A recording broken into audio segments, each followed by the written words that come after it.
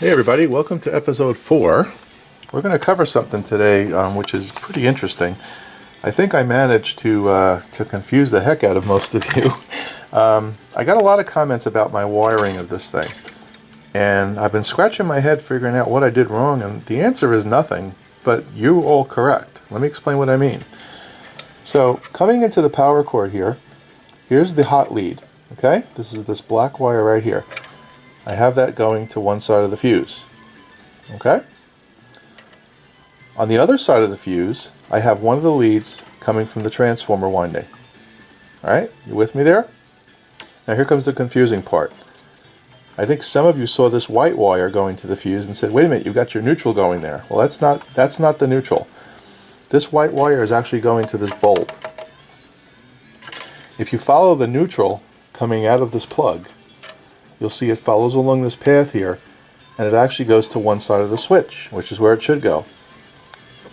Right here. Sorry, out of frame. The other side of the switch comes over here. One side goes to the bulb, and the other side goes to the transformer. So I do have this thing wired correctly. Neutral should not be put to the fuse. I know JP showed me that a long time ago. So I do have the hot going to the fuse. I have one side of the transformer going to the fuse, and I have this light going to one side of the fuse, and then the other side of the light comes over here. Okay? So it is wired correctly, at least I believe it is. So I'm not going to change it, unless some of you can convince me otherwise. But I think this white wire is what threw you off. This pilot light here uses a white wire. So you're seeing the white, and you're thinking I've got neutral going here. I don't. The neutral is where this piece of shrink wrap is, and comes over here to the switch. Okay? Let me give you a close-up. Some of you may want to take a really good look at that. Okay, let's move on to the next thing.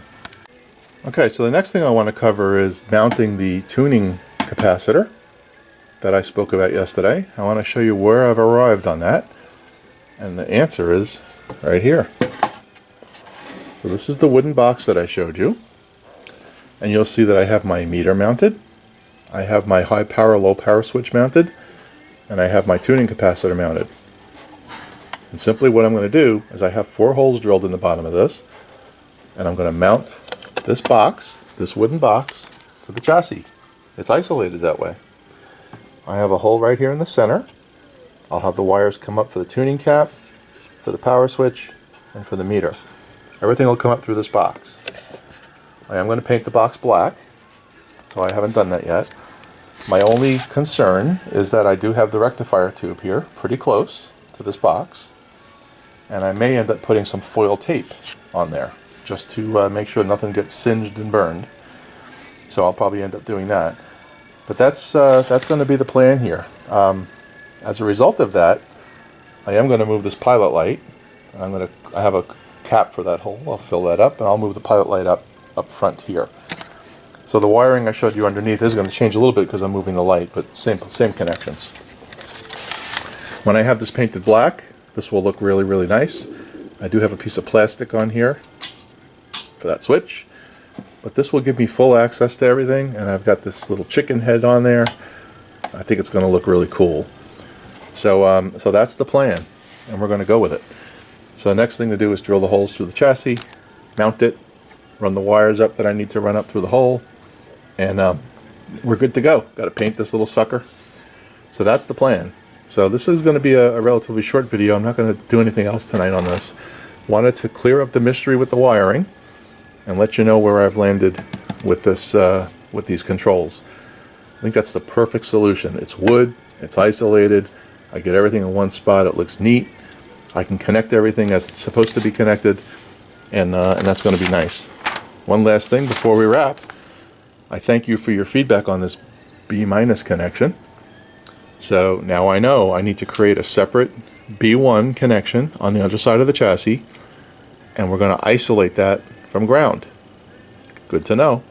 I sort of suspected that was the case when I saw this, but thank you for validating that for me. So now I can really lay out the bottom of the chassis, and that's going to be this weekend. So I thank all of you for your comments and your feedback, If you still think I have this thing wired wrong, let me know. You know, I'll know at this point that I'm always open to suggestions and always willing to try other things. So, so let me know what you think, and let me know what you think about this box. If I paint it black, it's going to look really cool as it matches the transformer. And plus, it makes it look neat. So anyway, that's it, folks. Have a good night. Bye.